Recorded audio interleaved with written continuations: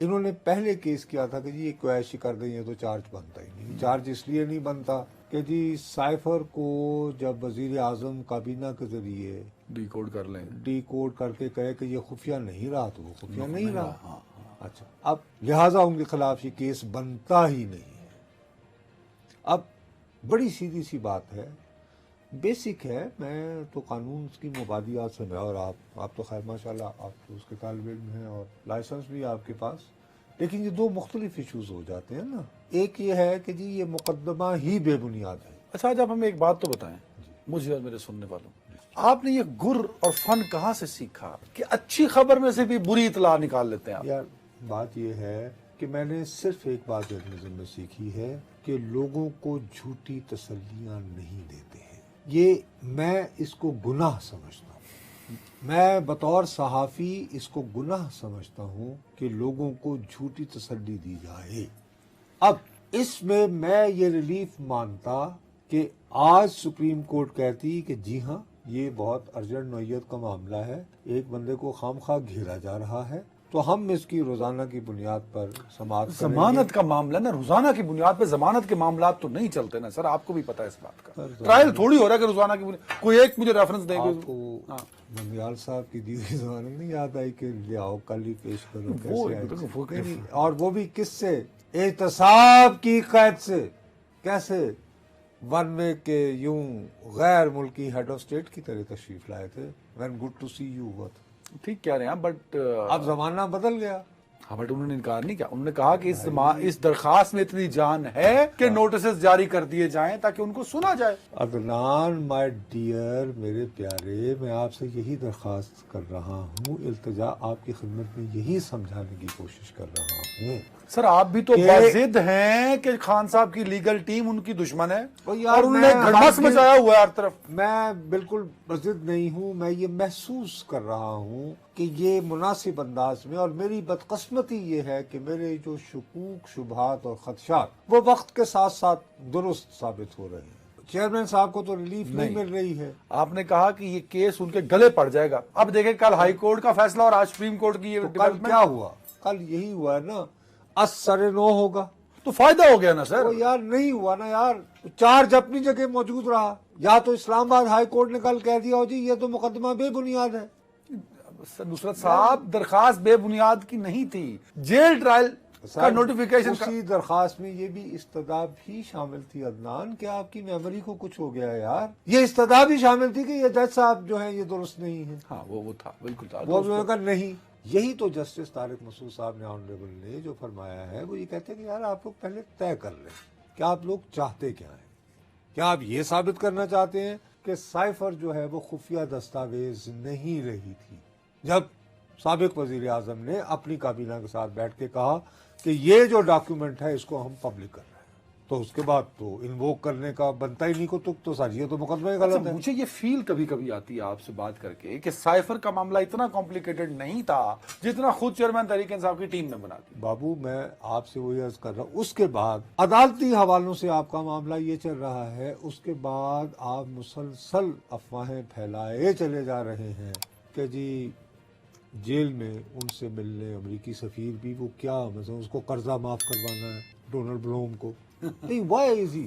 अच्छा, European union का कहा, हमारी बहुत सीनियर दोस्त हैं मारियाना बाबर और ट्विटर। यार बात सुनो मेरी, मारियाना सर वाली बात बता दें, उन्होंने पड़ सकती है ये हुई तो उन्होंने कहा कि जी यूरोपियन यूनियन की सफीर को बाकायदा टैग किया। उसके जवाब में उन्होंने यूरोपियन सफीर ने कहा, यूनियन की सफीर ने कि no it's a matter of record, क्योंकि मारियाना बाबर जो है हमारी सीनियर साथी हैं, हमारी कोलीग हैं, उनकी आदत नहीं है, वो बहुत ज्यादा यानी फॉलोअर्स वगैरह नहीं, वो बहुत यानी लाई लो ओल्ड स्कूल किस्म की जर्नलिस्ट है, ठीक है ना। तो ये तरदीद आ गई। अब यूरोपियन यूनियन की सफीर की तरदीद को यहाँ को देखने को तैयार नहीं, क्योंकि आप खुद को एतबार दिलाना चाहते हैं कि वो इतने पॉपुलर हैं और एक बड़ी जमात के लीडर हैं, तो उनसे भाई वो बड़ी जमात के लीडर को जेल में मिलकर अमेरिकी सफीर क्या कहेगा कि हमें बख्श दें, हमारे गुनाह माफ कर दें। तो ये खबरें फैलाई क्यों जाती हैं? लोगों को तसल्ली देने के लिए, गुमराह करने के लिए। मैं यही तो कहता हूँ, मैं ये कहता हूँ कि वो शख्स हरगिज चेयरमैन का खैर खान नहीं है जो ये कह रहा है सत्य खैर है। देखो खून खून होता है। उनकी बहन जब भी मिलकर आती है वो जो कैमरे से बात करती हैं तो उसमें झलक नहीं रहा होता कि जी माफी की गुंजाइश कहीं निकल नहीं रही है और ये तो बिल्कुल ये है बहन। और मैंने ऐसा तारीखी वाकया मतलब कि वो बिल्कुल इंटायरली डिफरेंट कॉन्टेक्स्ट है, दोनों का कैलिबर, दोनों का स्ट्रेचर, दोनों का बैकग्राउंड एक और है। भुट्टो साहब जो हैं वो उनसे मुलाकात हफ्ते में जिस दिन एक दिन होती थी ना बेगम नुसरत भुट्टो साहिबा की, तो वो अल्लाह बख्शे वो उस दिन किसी और से नहीं मिलती थी। मैं बदनसीब उनसे डॉक्टर जफर न्याजी मरहूम का घर F63 में उनसे मिलने जाया करता था शाम की चाय के लिए। वो और वो बहुत बेचारी ज़ाहिर है आई होती थी तो वो बड़ी गहरी नींद से ना डिप्रेशन की नींद से उठ के, तो मैं उनको ऐसे दिल बहलाने को मैं बिचाए वाय रखना उनके साथ मैं बैठता था। जी कैसे थे चेयरमैन साहब, और ये आज तो आप ये बुंदे पहन के गई हुई थी date, you know I would try to you know cheer up, यानी मस्करों की तरह। वो बेचारी बार बार मुझे कहती थी, मैं उन्हें कहता था जी कि आज तो फलां मुल्क की अपील आई है, फलां मुल्क की आई है, तो वो गुस्से में आ जाती थी बाज़ औक़ात। 3-4 मरतबा अल्लाह बख्शे वो मेरे ऊपर चीखी, कहती तुम लोगों को समझ नहीं आ रही है, have you gone through the record?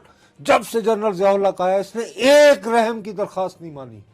Don't you understand, he is setting a pattern, वो नहीं छोड़ेगा साहब को। वो साहब कहती थी, वो यानी कि भुट्टो साहब नहीं कहती थी, वो हमेशा उन्हें साहब कहती थी, है ये साहब को नहीं छोड़ेगा, नहीं छोड़ेगा। तुम लोग आ जाते हो मुझे ये बताने की जी पूरी दुनिया खड़ी है। अब वो जाहिर है वो बीवी है भाई, मिलके आई है अपने शौहर से, तो वो जो उनका इंटरेक्शन उनको अगर मैं ये जब मैं यानी मार्फिन का टीका दे रहा हूँ कि जी सत्य खैरा जी बेगम साहब आप घबराओ ना, तो जाहिर है उन बेचारी का मेरे ऊपर चीखना उनका बनता था और वो जस्टिफाइड थी। और अब जब मैं देखता हूँ, जब मैं अलीमा बीबी की सूरत, तो बखुदा मुझे कहता है, मुझे महसूस होता है कि यस शी इज राइट, कि उनको अपने भाई से मिलके फील हो रही है कि ही इज इन ट्रबल।